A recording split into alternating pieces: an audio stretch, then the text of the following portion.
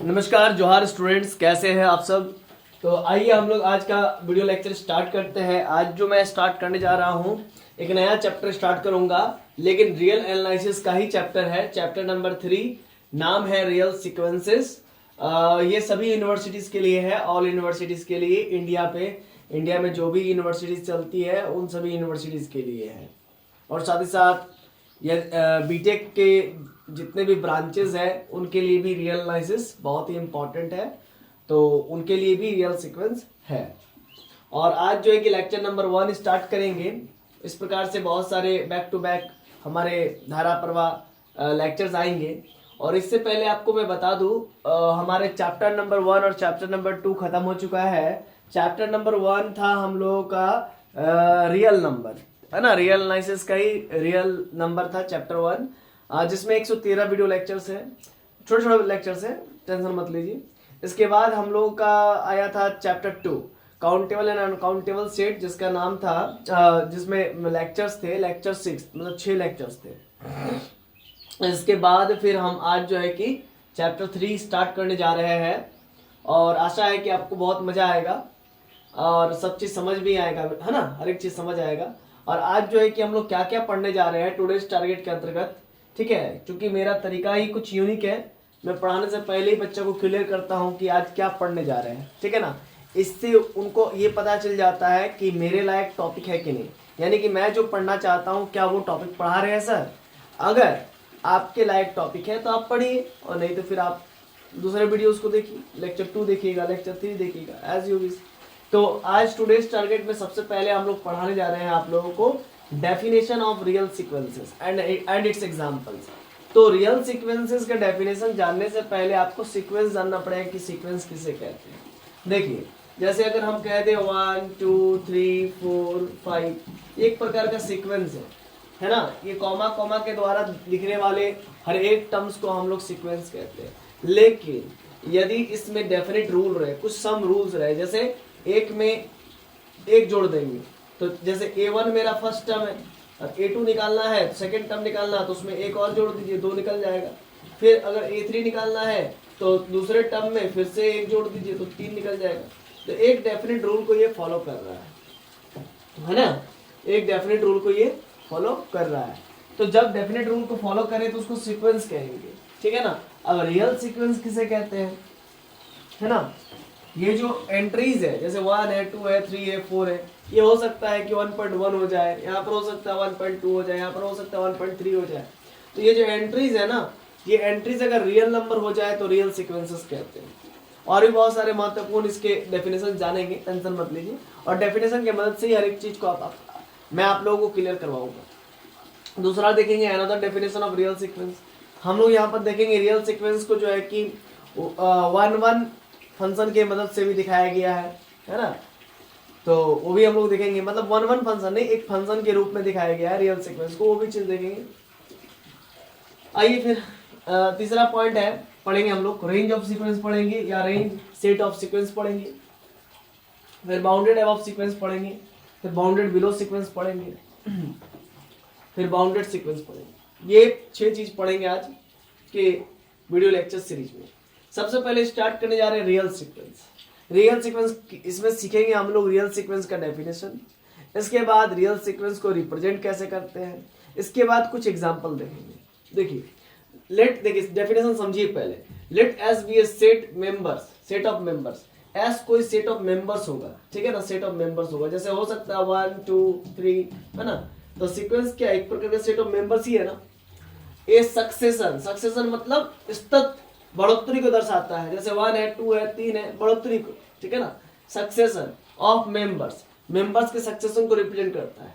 जैसे ये A1 है, ये A2 है, ये A3 है ना, कॉमा कॉमा, इस प्रकार से डॉट डॉट डॉट AN आएगा, फिर डॉट डॉट डॉट चलेगा। ऑफ सेट S का इज कॉल्ड ए सीक्वेंस। इसी सेट S को हम लोग सीक्वेंस कहेंगे if it is formed according to some definite rule. हाँ, कुछ डेफिनेट रूल फॉलो करना चाहिए। जैसे 1 है तो 2 है, एक में सेकंड टर्म लाना है तो उसमें एक में फिर से फर्स्ट टर्म में फिर से एक जोड़ दीजिए तो 2 आ जाएगा। थर्ड टर्म लाना है तो सेकंड टर्म 2 है तो 2 में फिर एक जोड़ दीजिए तो 3 आ जाएगा। तो एक डेफिनेट रूल को फॉलो करना चाहिए।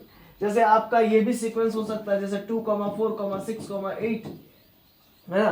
फर्स्ट टर्म हमारा 2 है और सेकंड टर्म हमारा 4 है, तो A1 मेरा 2 है और सेकंड टर्म लाना है तो A2 में और 2 जोड़ दीजिए तो 4 आ जाएगा। अब फिर हमको थर्ड टर्म लाना है तो थर्ड टर्म में हम सेकंड टर्म रखेंगे यानी कि 4 रखेंगे, फिर उसमें 2 जोड़ देंगे तो 6 आ जाएगा। तो एक डेफिनेट रूल को फॉलो कर रहा है, मतलब 2 जोड़ते जाइएगा तो आपका अगला टर्म का मदद से फिर उसका अगला टर्म निकाल सकते हैं। एक डेफिनेट रूल को फॉलो कर रहा है तो ये सीक्वेंस है ना। ऐसा नहीं कि अंधोकड़े आप कुछ भी लिख दिए, फॉर एग्जाम्पल लाइक दिस 1 दिया, 3 दिया, फिर 7 दे दिया, फिर 9 दे दिया, ठीक है ना। तो 1 में 2 जोड़ेंगे 3 आ जाएगा, ठीक है। फिर 3 में 2 जोड़ेंगे तो क्या 7 आएगा, नहीं। तो इसका मतलब ये डेफिनेट रूल को फॉलो नहीं कर रहा है, इसका मतलब ये सीक्वेंस नहीं है। तो डेफिनेट रूल को फॉलो करना चाहिए। The above sequence is usually denoted, और ये जो A1 A2 A3 ये भी एक प्रकार का सीक्वेंस है, ठीक है ना। A1 A2 A3 एक जनरल टर्म को रिप्रेजेंट कर रहा है। यहाँ पर आप 1 2 3 4 कुछ भी दे सकते हैं, जो सीक्वेंस में हो वो दे सकते हैं। तो the above sequence is usually denoted by, in sequences को कैसे रिप्रेजेंट करते हैं, मतलब A1 A2 A3 A4 AN ये कहीं पर लिखा हुआ है तो इतना ना लिख करके सिर्फ हम लोग ऐसा भी लिख देंगे तो काम हो जाएगा, या फिर हम लोग ऐसे भी लिख देंगे तो काम हो जाएगा, या फिर और भी कोई तरीका है ना, और कोई तरीका नहीं, ठीक है ना। तो ये 2 तरीका है, ठीक है ना।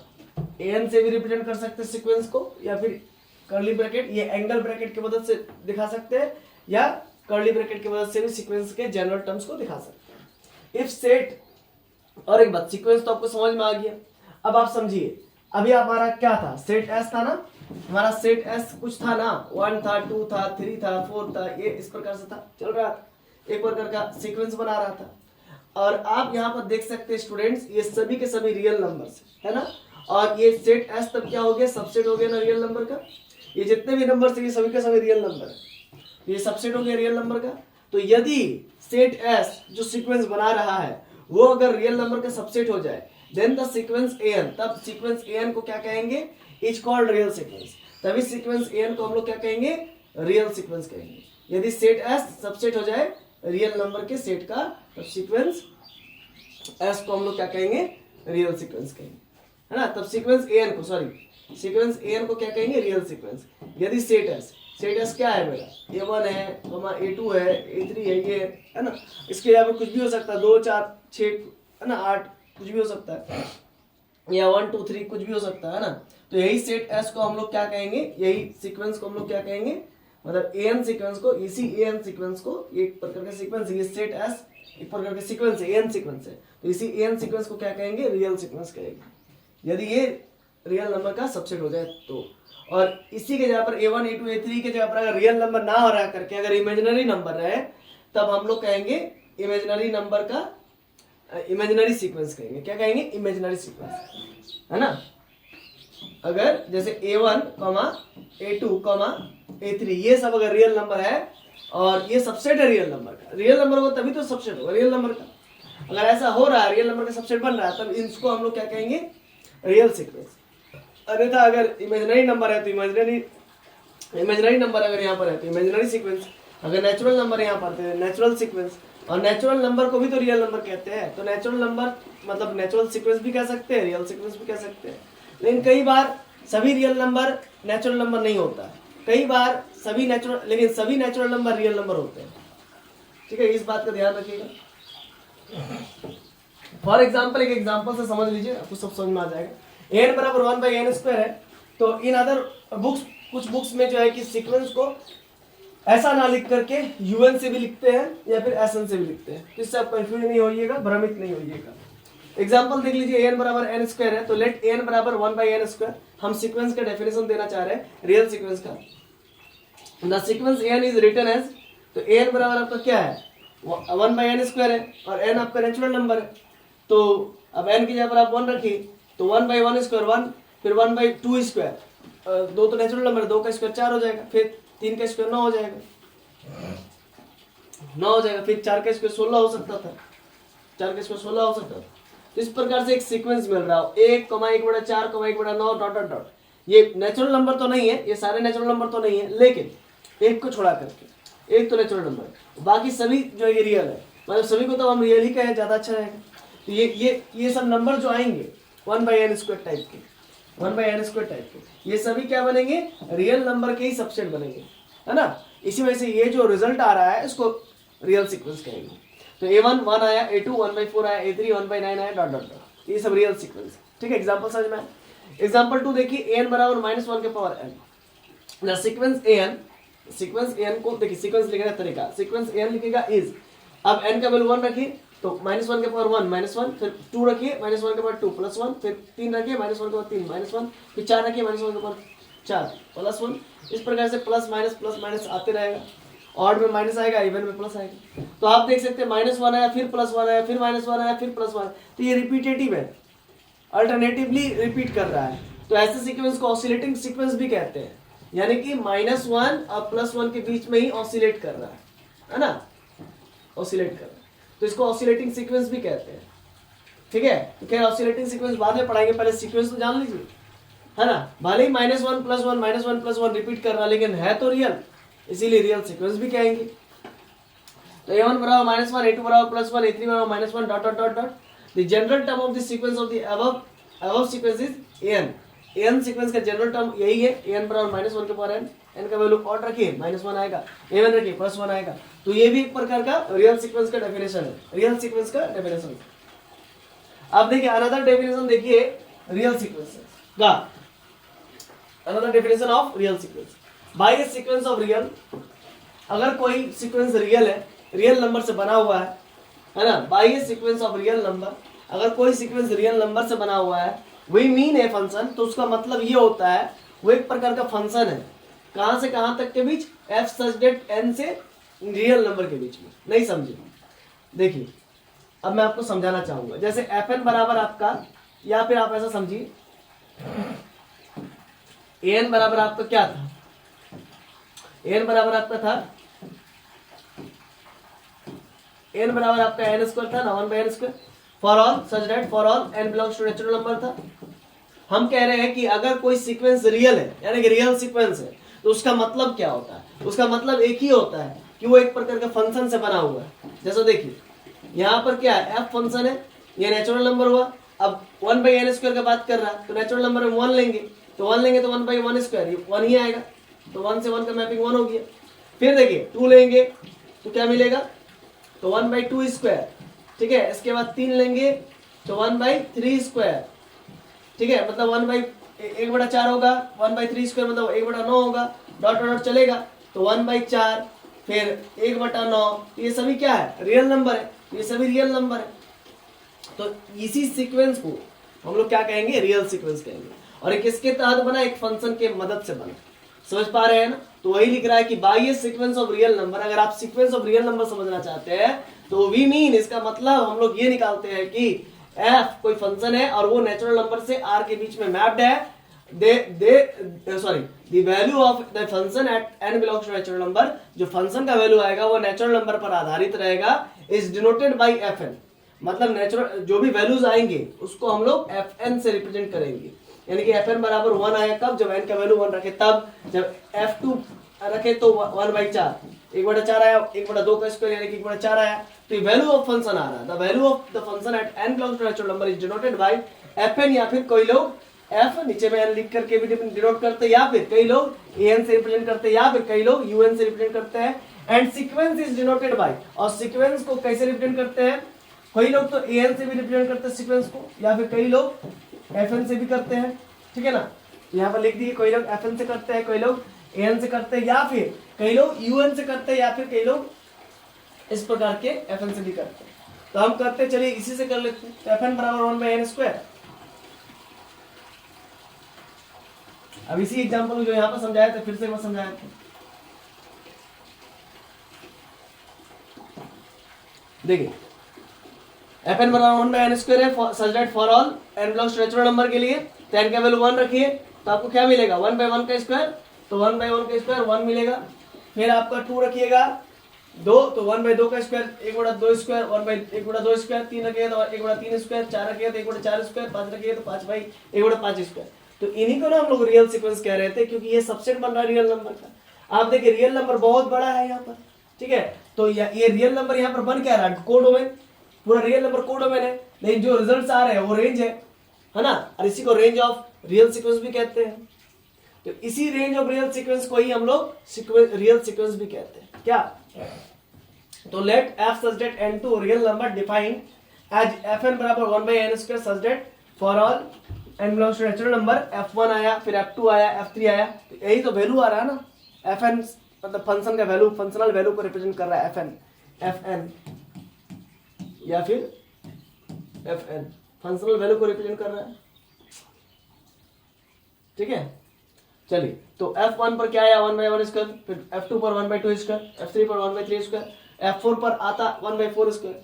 तो इस प्रकार से ये लिखा गया इज ए रियल सीक्वेंस। ये रियल सीक्वेंस है क्योंकि आप देख सकते हैं ये रियल नंबर का भी सबसेट है। ठीक है, तो रियल सीक्वेंस एक प्रकार का फंक्शन की मदद से ही बनता है ना, और एक प्रकार का मैपिंग है नेचुरल नंबर से रियल नंबर के बीच का, है ना, आपको दिखाया मैंने। चलिए ये क्लियर हो गया रियल सीक्वेंस। अब रेंज ऑफ सीक्वेंस पढ़िए और range of set of sequence पढ़िए। रेंज ऑफ सीक्वेंस पढ़िए या फिर रेंज सेट ऑफ सीक्वेंस, दोनों बात सेम है। ठीक है, the set of all distinct element, जो set of all distinct element होता है सीक्वेंस में of a sequence N is called the range of sequence. किसी भी सीक्वेंस में तो उसको हम लोग रेंज ऑफ सीक्वेंस कहते हैं, डिस्टिंक्ट एलिमेंट को।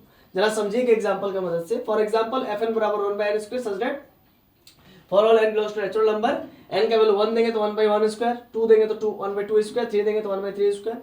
आप ऐसा मत समझिए कि एक ही एग्जांपल बार बार ले रहे हैं, आप कोई और भी ले सकते हैं। जैसे fn बराबर जैसे 1/n स्क्वायर ले रहे हैं तो आप fn बराबर n ले लीजिए, आइडेंटिटी मैपिंग कर दीजिए। 1 रखेंगे तो 1 मिलेगा, 2 रखेंगे तो 2 मिलेगा। तो 1 2 3 जो आएगा वो भी तो रियल नंबर ही होता है ना।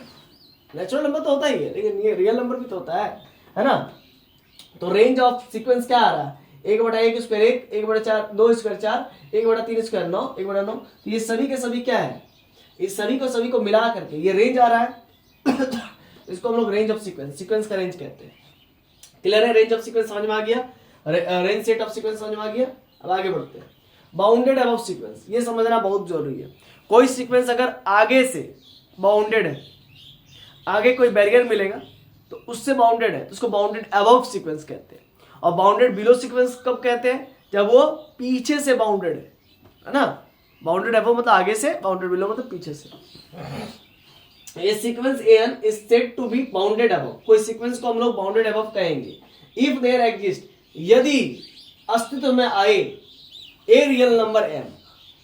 एक सीक्वेंस को हम लोग बाउंडेड सीक्वेंस तभी कहेंगे जब या यदि कोई रियल नंबर m एग्जिस्ट में आए, अस्तित्व में आए तब। सच दैट किस प्रकार से कि an मतलब सीक्वेंस का प्रत्येक टर्म, ये n जनरल टर्म है सीक्वेंस का, तो सीक्वेंस का प्रत्येक टर्म उस बड़े m से छोटा होना चाहिए या फिर इक्वल होना चाहिए, तभी हम सीक्वेंस an को हम लोग क्या कहेंगे? Bounded above sequence.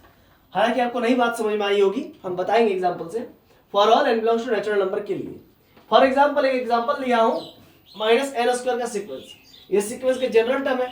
अब n बराबर बोल दिया पहले नेचुरल नंबर, तो n के जगह पर 1 रखिए तो माइनस तो रहेगा और 1 का स्क्वायर 1, फिर माइनस तो रहेगा 2 का स्क्वायर 4, फिर माइनस तो रहेगा 3 का स्क्वायर 9, फिर माइनस तो रहेगा 4 का स्क्वायर 16। इसी प्रकार से -25 चलते रहेगा, -36 आएगा 6 का स्क्वायर।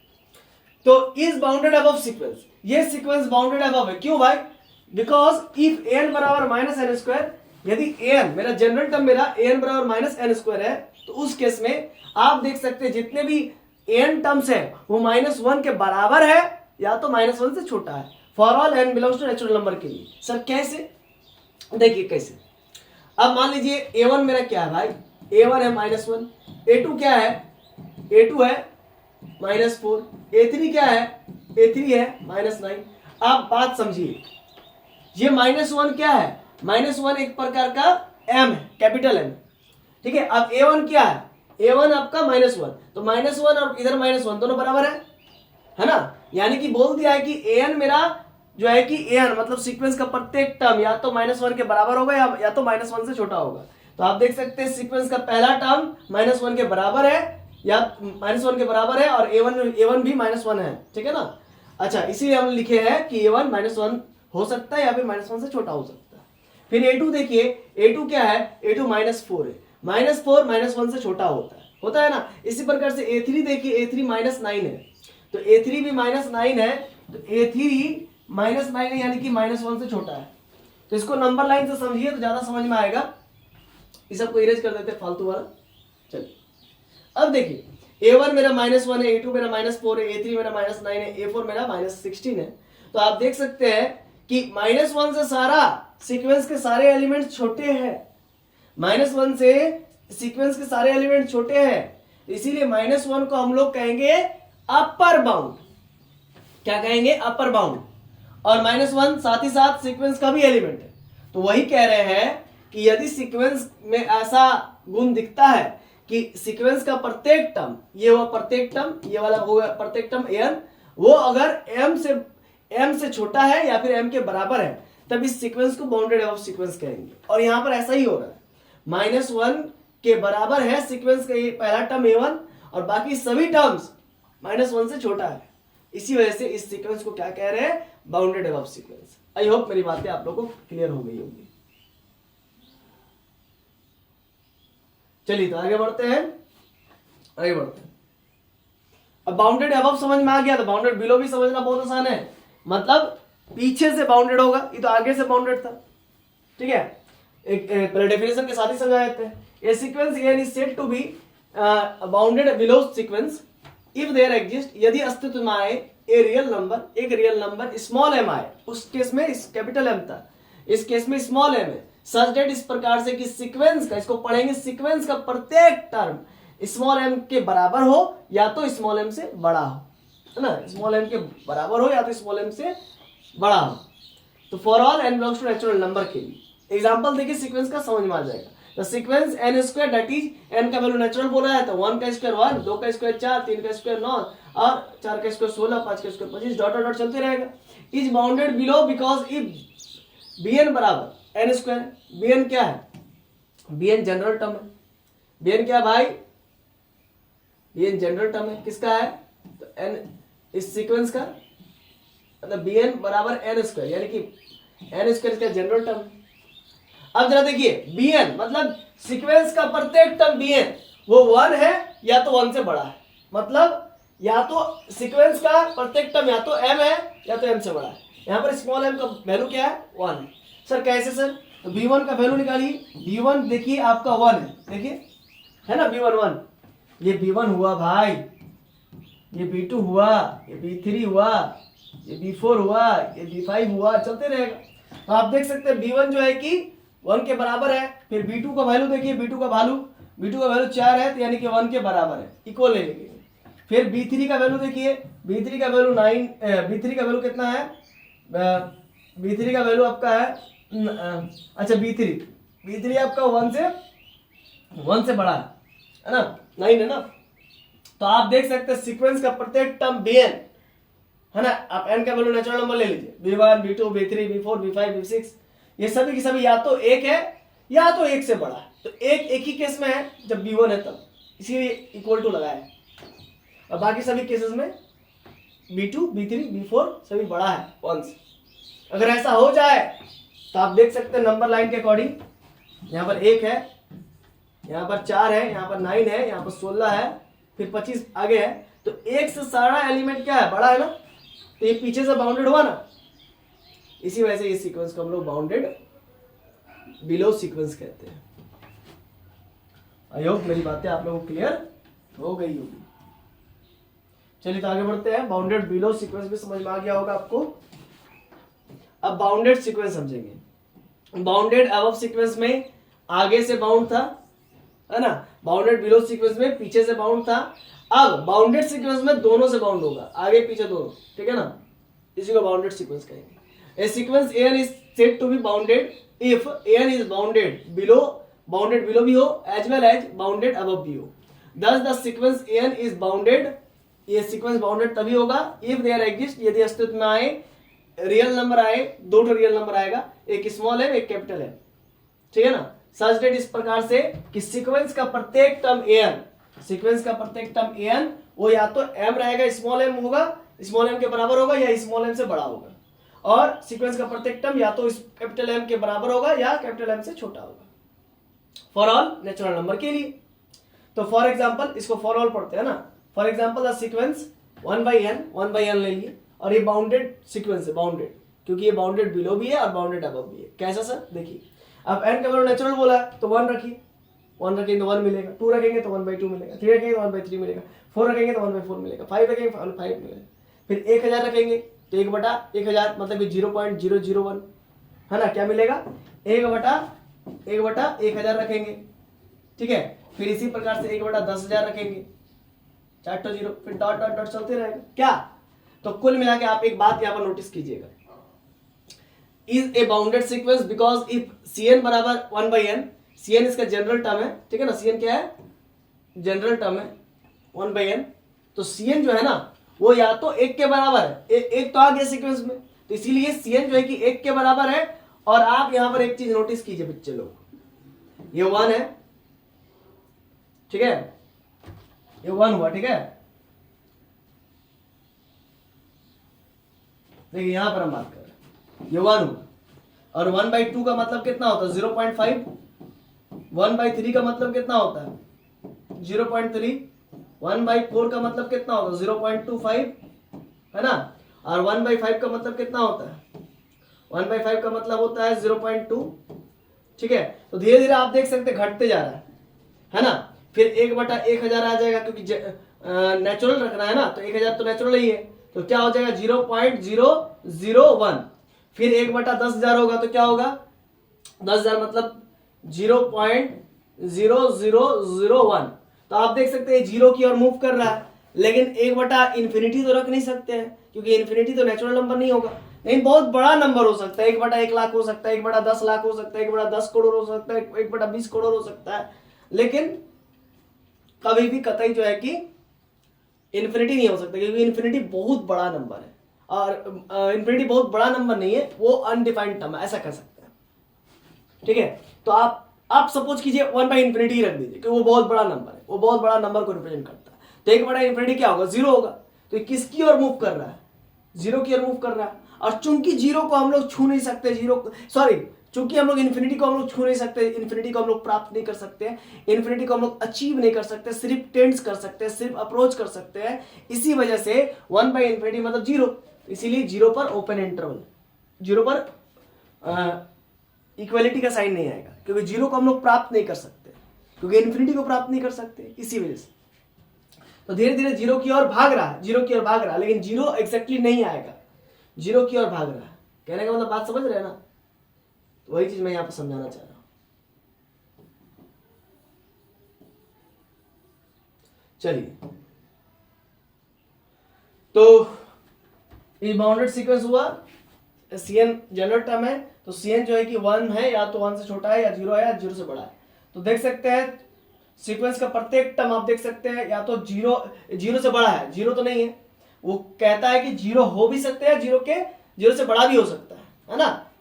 बाउंडेड बिलो सीक्वेंस का मतलब क्या है, या तो 0 हो जाए, मतलब कि किसी एक नंबर से सभी एलिमेंट्स बड़े हो जाए, या उस एलिमेंट्स के बराबर सीक्वेंस के कुछ टर्म्स बराबर हो जाए, है ना। तो यहां पर क्या था, यहां पर था ना स्मॉल m से बड़ा या बराबर an होना चाहिए, है ना, ये बात था। यहां पर ये थोड़ी है कि यहां इसका मतलब होता है सीक्वेंस का प्रत्येक टर्म या तो m से बड़ा होगा, या फिर सीक्वेंस का प्रत्येक टर्म m के बराबर होगा, है ना। तो दो में से कोई एक हो सकता है ना, दो में से कोई एक हो सकता है, तो इसीलिए यहां पर लिखा हूं मैं Cn, यानी कि सीक्वेंस का Cn, सीक्वेंस का जो जनरल टर्म है, या सीक्वेंस के प्रत्येक टर्म C1 C2 C3 जो भी आएगा, C1 C2 C3, वो या तो 0 के बराबर होगा, या तो 0 से बड़ा होगा। तो 0 के बराबर वाला तो सत्य नहीं हो रहा, 0 से बड़ा वाला सत्य है, यानी कि एक तो सेटिस्फाइड कर रहा है। और Cn जो है कि 1 के बराबर है, क्योंकि 1 आ गया, 1/1 1 होता है, 1 आ गया, और 1 से छोटा है, 1 से सारा एलिमेंट छोटा है, इसीलिए सीक्वेंस जो गिवन सीक्वेंस An था, या फिर आप गिवन सीक्वेंस Cn कह सकते हैं, क्योंकि एग्जांपल तो यहां से लिए थे ना, तो given sequence Cn bounded sequence हो गया। आई होप मेरी बातें आप लोगों को समझ में आ गई होगी। आइए कुछ नोट लिखा हूं, उसको भी नोट कर लीजिए। द सीक्वेंस -1 के पावर n इंटू n जो है, ये सीक्वेंस ना तो बाउंडेड अबव सीक्वेंस है और ना ही बाउंडेड बिलो है। क्यों भाई, क्योंकि देखिए अब n के वैल्यू नेचुरल लेंगे तो -1 के पावर 1 -1, और n के वैल्यू 1 रखेंगे तो -1 के पावर 1 इंटू 1 -1, फिर -1 के बाद 2 +1 और इंटू 2 तो +2, फिर -1 के बाद 3 -3 इंटू 3 -3, इस प्रकार चलते रह रहा है। -1 आ रहा, +2 आ रहा, -3 आ रहा, +4 आ रहा। क्लियर है? This above sequence is not bounded above, ना ही बाउंडेड अबव है, as well as not bounded below. Why? क्या कारण है? सी देखो एंड अंडरस्टैंड, समझो थ्रू द नंबर लाइन। देखो -1 आया, A1 मान लेते हैं, फिर 2 आया तो A2 मान लेते हैं, फिर -3 आया तो -3 तो इधर रख नहीं सकते है ना, -3 तो इधर रखाएगा, ठीक है, इसीलिए इसको A3 कह देंगे, A3 कह देंगे। फिर 4 आया तो A4 इधर रह जाएगा पॉजिटिव वाला। फिर क्या आया? 5 -5 आया, A5 -5 आ गया। फिर A6 +6 आया, फिर A7 -7 आया। ठीक है, इस प्रकार से आप देख सकते हैं इधर भी बढ़ते जा रहा है, इधर भी बढ़ते जा रहा है ना, इन्फिनिटी की ओर भाग रहा है, और इधर भी घटते जा रहा है, माइनस इन्फिनिटी की ओर घट रहा है। तो इधर कोई बैरियर नहीं मिल रहा है जो इस सीक्वेंस को रोक पाए, और ना ही इधर कोई बैरियर मिल रहा है जो इस सीक्वेंस को रोक पाए। तो ऐसा सीक्वेंस को हम लोग बाउंडेड सीक्वेंस नहीं कहते हैं, और ना ही बाउंडेड अबव ना ही बाउंडेड बिलो। तो the sequence is neither bounded above nor bounded below. I hope मेरी बातें आप लोगों को बहुत अच्छे से समझ में आ गई होगी। यदि समझ में आ रही है तो चैनल को लाइक कर, वीडियो को लाइक कर दीजिए, और चैनल पर नए हैं तो सब्सक्राइब कर लीजिए, और अपने दोस्तों के बीच भी शेयर कर दीजिए, ताकि आने वाले समय में आपको इसी प्रकार के महत्वपूर्ण वीडियोस मिल सके और आप समझ सके। धन्यवाद।